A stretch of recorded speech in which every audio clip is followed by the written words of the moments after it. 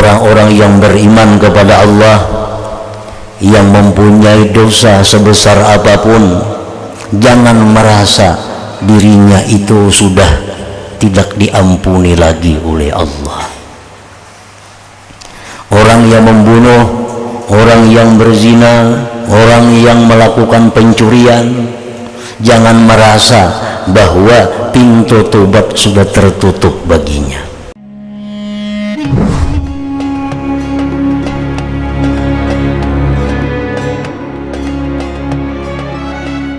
Yang berfirman Allah di dalam kitabnya yang agung, Qul ya ibadiyallazina asrafu ala anfusihim la taqnatu min rahmatillah innallaha yaghfiruz dzunuba jami'a innahu huwal ghafurur rahim.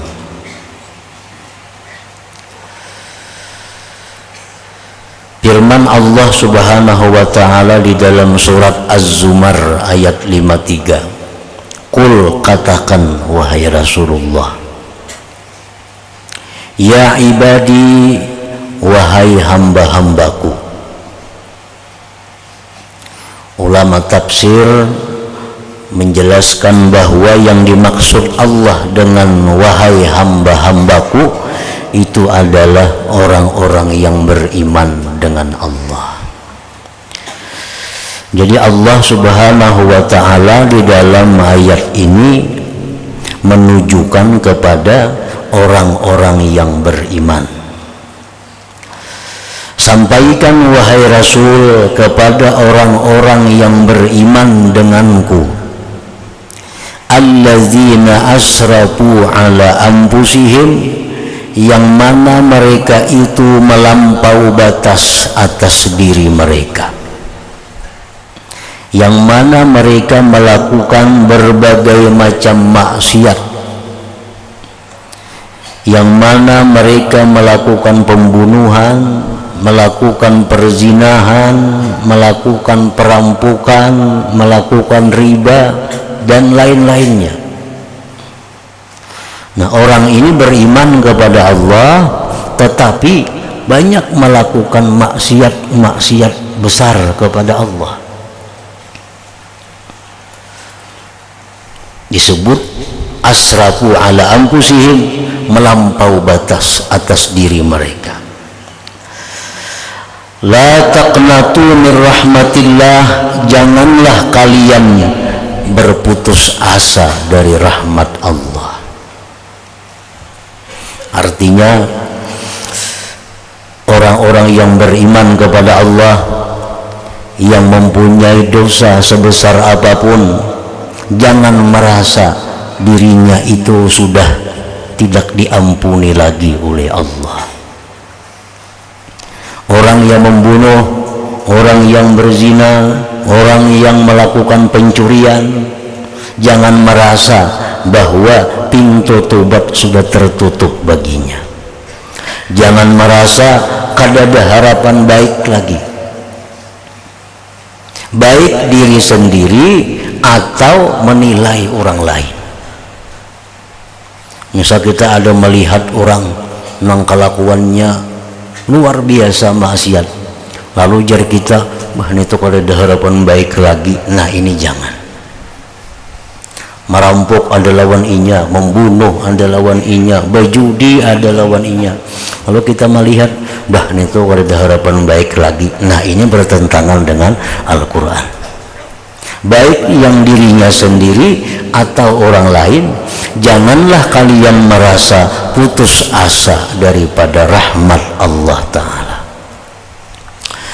Innallaha yaghfiruz dzunuba jami'a, sesungguhnya Allah mengampuni dosa-dosa seluruhnya. Innahu huwal ghafurur rahim, sesungguhnya Allah itu maha pengampun lagi maha penyayang. Jadi asalkan ada iman di dalam hati, asalkan ada iman walaupun seberat zarrah, walaupun iman itu sebesar semut, asal ada iman, bagaimanapun besarnya dosa yang dilakukan pasti diampuni oleh Allah Subhanahu wa ta'ala.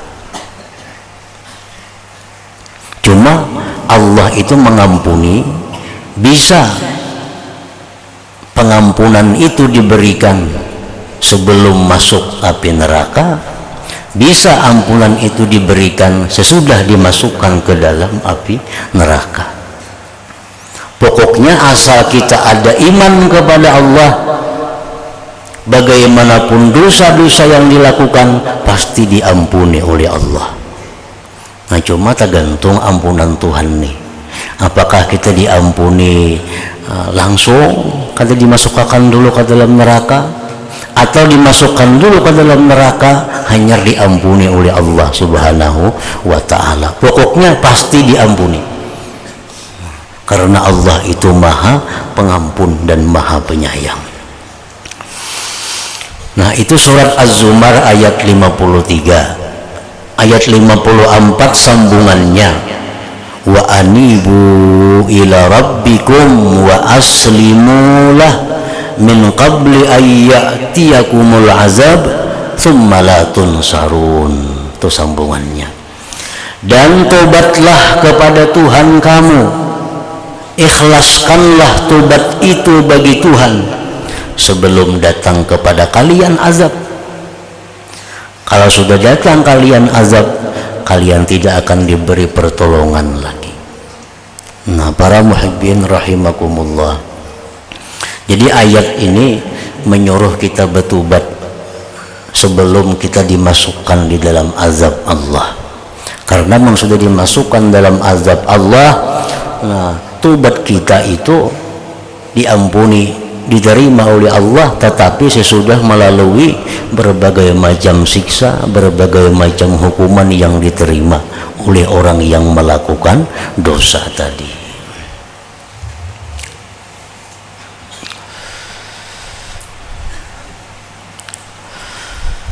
Wa qala ta'ala fihi aidan, dan firman Allah Ta'ala di dalam kitabnya pula, innallaha la yaghfiru an yushraka bih wa yaghfiru ma duna dzalik liman yasha.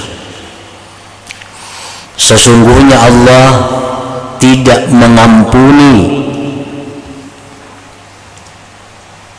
bahwa disekutukan dengannya. Nah, kalau orang musyrik itu kan diampuni Allah. Wa yaghfiru ma duna dzalik, Allah hanya mengampuni selain syirik. Asal jangan syirik saja diampuni Tuhan. Liman yasha, bagi orang yang Allah kehendaki. Nah, siapa yang dikehendaki Allah dapat ampunan, itu ialah orang-orang yang bertobat kepada Allah Subhanahu wa ta'ala.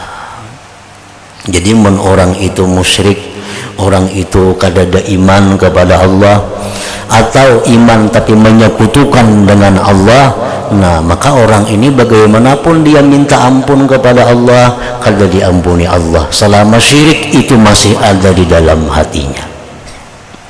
Sekecil apapun perbuatannya dosa, kada diampuni oleh Allah kalau syirik masih ada di dalam hatinya. Tetapi sebaliknya, apabila iman masih ada dalam hati, sebesar apapun dosa itu ada dapat ampunan dari Allah Subhanahu wa ta'ala. Innallaha la yaghfiru an yushraka bih wa yaghfiru ma duna dzalik liman yasha.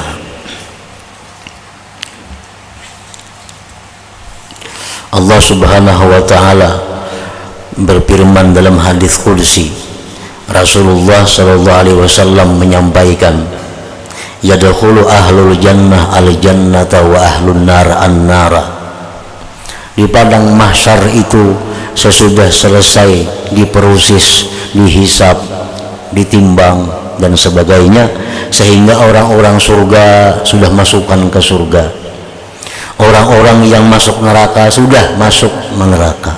Padang mahsyar sudah kosong karena sudah menempati tempatnya masing-masing.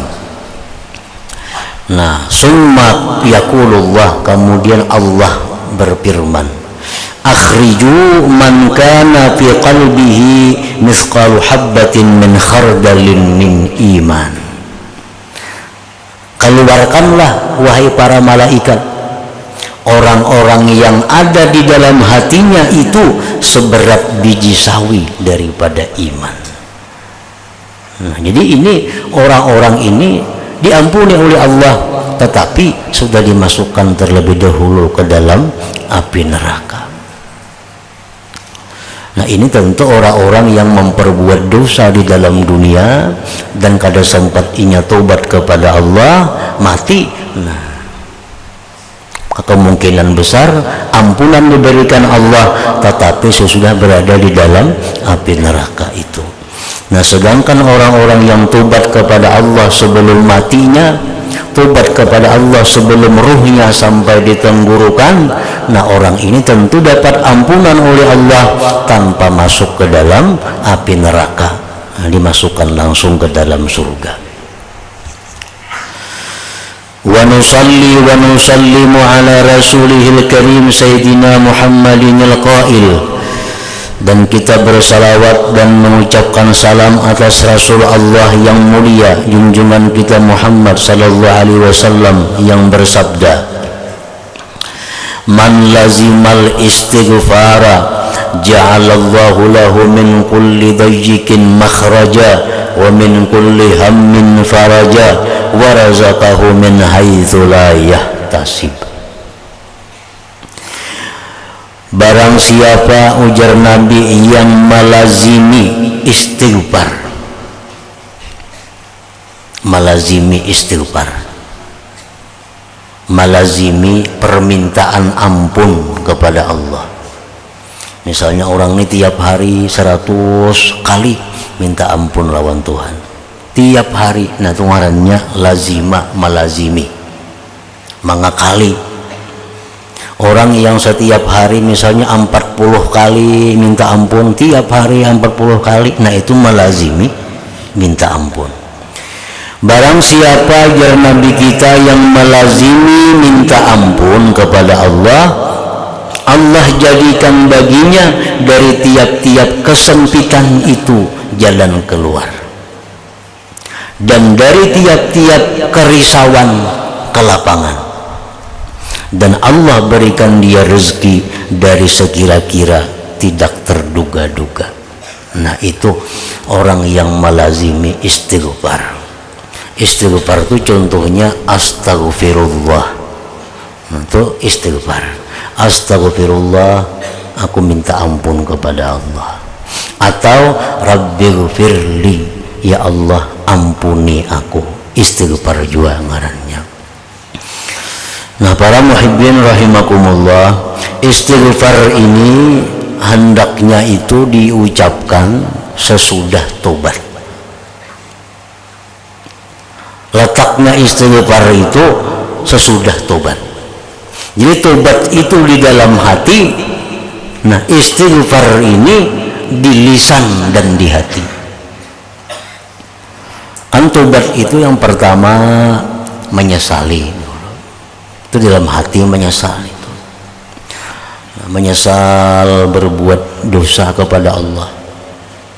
Yang kedua, rukun tobat itu berhenti. Nah, berhenti melakukan dosa itu. Yang ketiga, di dalam hatinya itu ada niat, cita-cita kuat kada mau ulangi lagi perbuatan itu. Nah, hanyar imbah itu minta ampun kepada Allah, hanya astaghfirullahalazim, astaghfirullahalazim. Jadi sebagian ulama ada yang mengatakan bahwa tobat itu rukunnya 4. Tadi menyesal, berhenti, bercita-cita kada mau ulang, ditambah lagi istighfar. Tetapi yang masyhur, yang kuat pendapat para ulama, rukun tobat itu hanya 3. Istighfar ini hanya sunat. Itu sebagai hanya simbol bahwa dia telah kembali kepada Allah subhanahu wa ta'ala. Misal muntung kita ada tadi menyambat orang, kenapa tersambat orang, tahina orang mahirangnya itu awak umpamanya kan menyambut orang kan itu kada sadar kada. Nah kalau kita menyesal, nah menyesal kita dalam hati kesambat orang tadi, kesambat orang dan kada lagi nyambat orang itu, kada lagi dan berniat di hati kada mau ulang lagi. Nah hanyar astagfirullahaladzim, aku minta ampun kepada Allah subhanahu wa ta'ala. Nah itu istighfar nang memberi manfaat ngarannya. Istighfar nang memberi manfaat kepada kita, nang bisa melapangkan tiap-tiap kesusahan, bisa mendatangkan rezeki nang kada terduga-duga. Lain hanya dengan istighfar kadzabin. Istighfar kadzabin itu istighfar pembohong. Istighfar pembohong ini kadang mendatangkan apa-apa kepada dirinya, bahkan mendatangkan kutukan karena dianggap mengulu-ulu Allah subhanahu wa ta'ala. Kayak apa istighfar kadzabin itu? Orang yang masih melakukan maksiat tapi minta ampun, ini sebut istighfar kadzabin. Nah ini kada termasuk dalam hadis Nabi, siapa nang istighfar dapat ini dapat itu, kada masuk karena ini mendustai Allah Ta'ala. Ambil contoh umpamanya laki-laki memakai cincin emas itu kada boleh, kan kada boleh, ini dosa nih. Nah amunnya bertobat minta ampun itu, amun minta ampun kan dipacol nih. Nah ampih cincin, menyesal cabut cincinnya dan dalam hati kada makai lagi. Nah hanya astagfirullahalazim, tadi memakai cincin emas minta. Nah ini istighfar nang bujur. Istighfar kadzabin nang kayak apa? Orang nang memakai utas emas kada dicabut-cabut di tangannya, tapi di mulutnya astagfirullahalazim, astagfirullah, tapi di cincinnya emas nah di tangan, minta ampun lawan Tuhan. Itu ngarannya dusta, maulu-ulu Allah Ta'ala. Nah Allah kada suka itu, kada suka. Orang yang masih melakukan riba, contohnya nih, sebagian kita yang masih bekerja dengan riba, minjam duit berbunga, mandak duit berbunga, tuh berjalan tuh siang malam kan bandak situ duitnya, tapi malam kan astagfirullahaladzim, istighfar kadzabin ngarannya. Amun tuh betul ampi ditarik itu, nah dicabut ampih, jangan lagi berurusan ke situ, minta ampun lawan Tuhan. Nah itu nang bujur, itu nang istighfar nang memberikan manfaat. Istighfar nang jar Nabi tadi apa? Allah jadikan baginya tiap-tiap kesempitan jalan keluar, tiap-tiap kerisauan itu kelapangan. Allah berikan dia rezeki nang kada terduga-duga. Jadi jangan disalahkan hadis Nabi, aku beristighfar beribu-ribu sehari aja kada mau biris urusan. Nah istighfarnya macam apa? Istighfar bujur atau istighfar dudustaan? Bila istighfar dudustaan aja kada dapat apa yang disampaikan oleh Nabi tadi.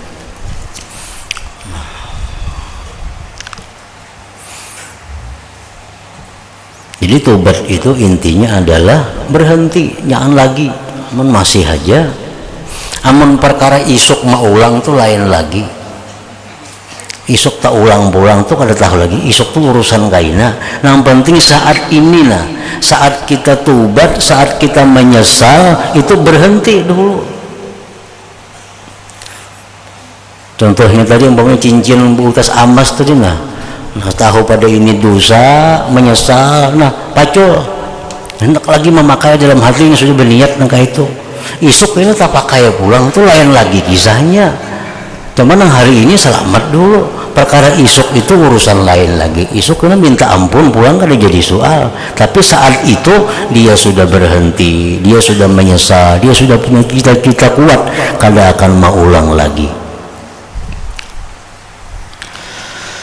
Wa ala alihi wa sahbihi ajma'in wa la hawla wa la quwwata illa billahil aliyyil azim wa hasbunallahu wa ni'mal wakil. Amma ba'du, fa inna at-taubata 'anidz dzunub birruju' ila sattaril uyub wa 'allamil ghuyub mabda'u tariqis salikin. wa ra'su malil faizin wa awwalu iqdamil muridin wa miftahu istiqamatil mailin wa matla'ul istifa wal ijtiba lil muqarrabin. Bahwasanya tobat dari dosa dengan kembali kepada Allah yang maha menutupi aib manusia dan mengetahui perkara yang gaib. Bahwasanya tobat dari dosa dengan kembali kepada Allah, mabda'u tariqis salikin, itu permulaan jalan orang yang menjalani jalan Allah. Kita sembahyang ini berarti kita menjalani jalan Allah. Nah, kayak apa caranya supaya sembahyang kita ini baik, supaya sembahyang kita ini bisa diterima oleh Allah?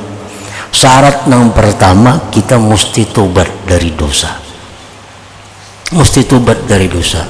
Apabila kita sembahyang tapi sebelumnya kita kada tobat dari dosa, sembahyang kita itu ditolak oleh Allah. Ditolak oleh Allah. Nah, karena tobat ini adalah asasul ibadah. Tobat ini pondasinya ibadah. Hendak sembahyang kita berwudu. Nah, wudu itu adalah satu simbol daripada tobat. Basuh muha, baku kumur, nah mudahan dosa-dosa di mulutnya nah keluaran habis. Basuh tangan, dosa di tangan, basuh muka, dosa di muka. Jadi begitu kita wudu, kita disuruh berdoa.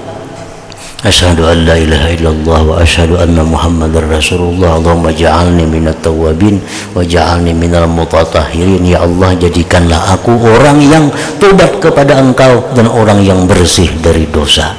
Nah, hanya sembahyang. Jadi sembahyang ini bersih. Nah, jadi wudu itu adalah simbol daripada tobat. Makanya jar Nabi kita, orang yang wudu begitu dia baku kumur, dia keluarkan baunya, keluaran dosa di mulutnya. Begitu dia basuh mukanya, keluaran dosa beserta air wudu itu. Basuh tangan, keluaran dosa di tangan serta air membasuh tangan itu. Nah, wudu itu pembersihan diri daripada dosa. Nah, jadi tobat itu pembersihan diri daripada dosa. Mabda'u tariqis salikin, permulaan jalannya orang yang menuju kepada Allah Subhanahu wa ta'ala.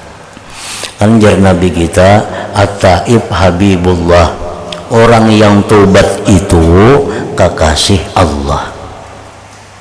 Nah, bila kita nih tobat, bujur-bujur tobatnya, kita jadi habibullah, jadi kekasih Allah, jadi orang yang disayangi oleh Allah. Bila kita disayangi oleh Allah, kita sembahyang kita pasti diterima oleh Allah, karena dari orang yang dikasihinya. Kita baca Quran, diterima Allah karena bacaan dari orang yang dicintainya. Jadi kalau kita tobat sebelum beribadah, maka itu menyebabkan amal ibadah kita diterima oleh Allah Subhanahu wa ta'ala. Sebab tobat itu kunci untuk mendapat kecintaan Allah. Kalau orang yang banyak dosa, nah orang ini adalah baghidullah, orang yang dimurkai Allah. Orang yang meninggalkan tobat dari dosa itu baghidullah, orang yang dimarahi Allah. Kalau orang dimarahi Allah sembahyang, Allah akan menghiraukan sembahyangnya. Kita tuh sarik lawan orang itu, nah datang mengatuk lawan kita, kada kita bukai, kita kada katujuan orang itu. Nah, pemahamannya, kalau orang tuh kekasih kita datang mengatuk pintu, pasti kita buka pintu. Nah, jadi Allah Ta'ala itu kalau kita beribadah, sebelumnya kita ulah diri kita supaya kita kekasihnya dahulu, hanya beribadah, ibadah kita tentu diterima Allah. Nah, mabda'u tariqis salikin wa ra'su malil faizin, tobat itu merupakan modal harta orang-orang yang beruntung. Wa awwalu iqdamil muridin, dan merupakan langkah yang pertama dari seorang murid, daripada seorang muridin. wa miftahu istiqamatil ma'ilin, dan kunci istiqamahnya orang-orang yang cenderung kepada Allah, wa matla istifa wal ijtiba, dan merupakan terbitnya keterpilihan wal ijtiba, sama aja artinya istifa, lil muqarrabin, bagi orang-orang yang dekat dengan Allah Subhanahu wa taala. Nah, kemudian makna taubati, pengertian tentang taubat itu.